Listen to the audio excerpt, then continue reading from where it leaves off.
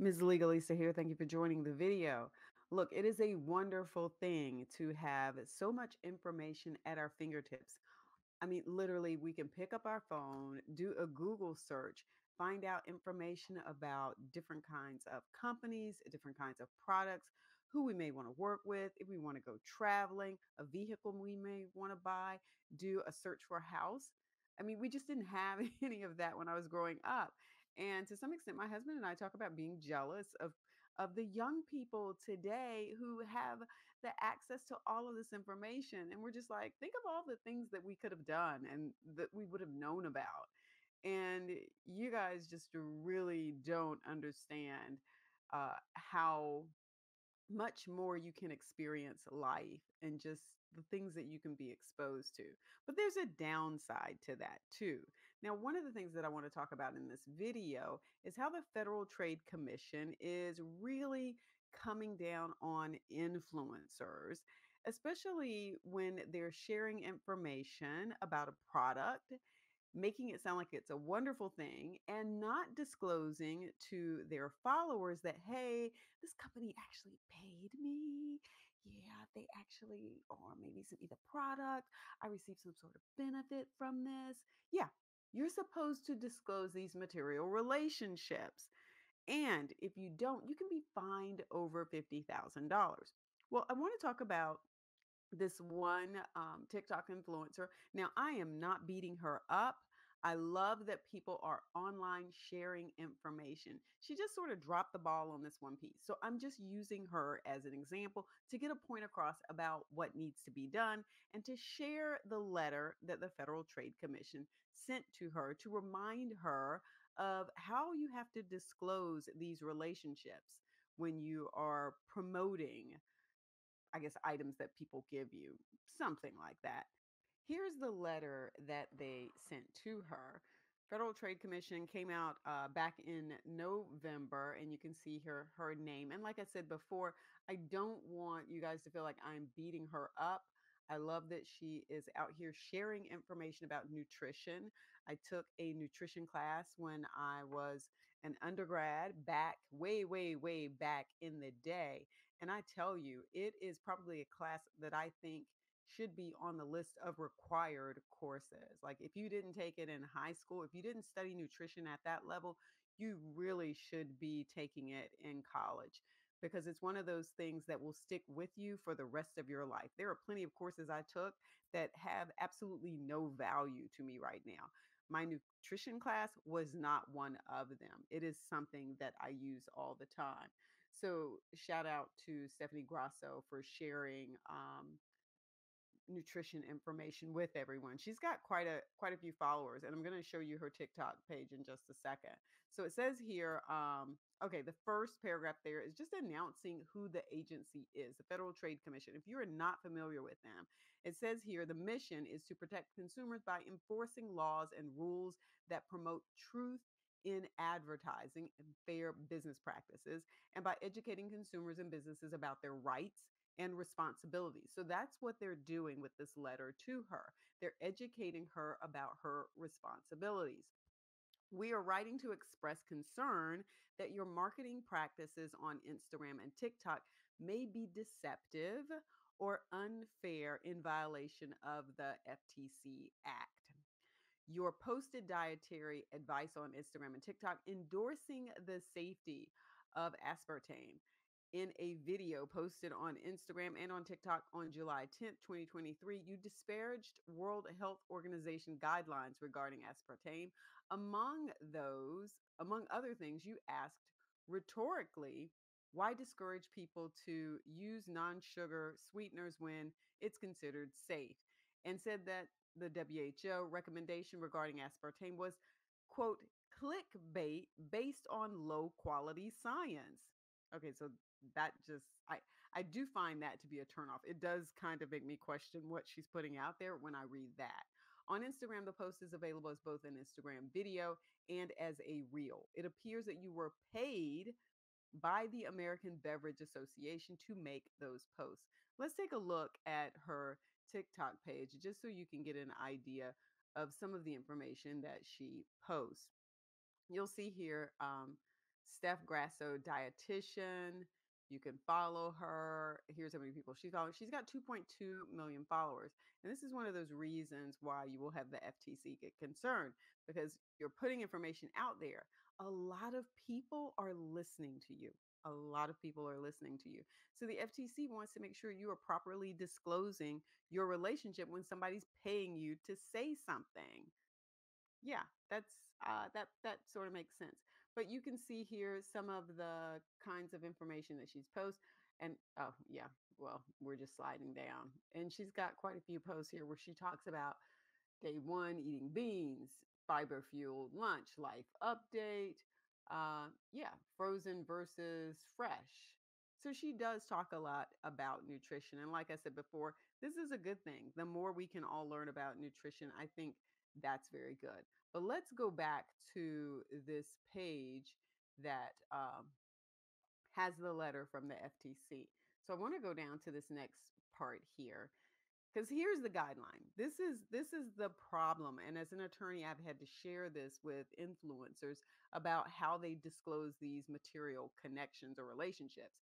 It says the guide states that if there is a material connection between an endorser and the marketer of a product, in other words, a connection that might affect the weight or credibility that consumers give the endorsement, it should be conspicuously disclosed. It should be clear so that people can understand it.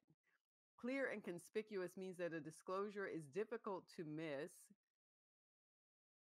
and easily understandable by ordinary consumers. So you can't use funky language that nobody will, sort of recognize. It's got to be there. People have to be able to understand that when you say these things like, hey, I'm promoting using this, you have to disclose that, yeah, I'm being paid by the American Beverage Association to say this. Like, that's only fair. So it says here, we have a number of concerns about the adequacy of your disclosures.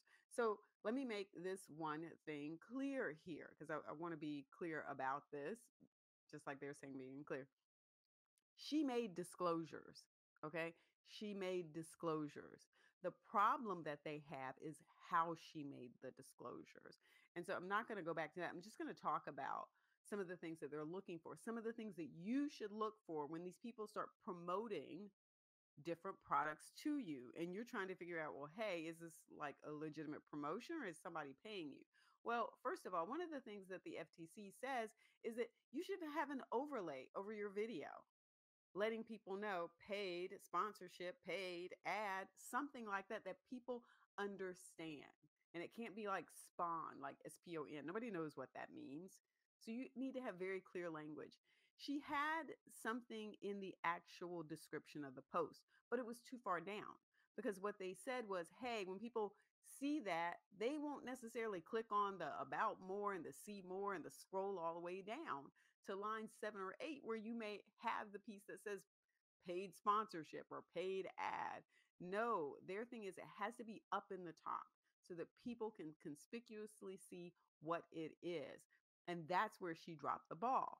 And this is really all about letting you and letting me know that this person is a paid spokesperson, essentially. They're out there pushing this because they were paid to push this. Now, whether or not they truly believe some of what they're pushing, I don't know. But it says here, first, the videos did not include any disclosures in the videos themselves.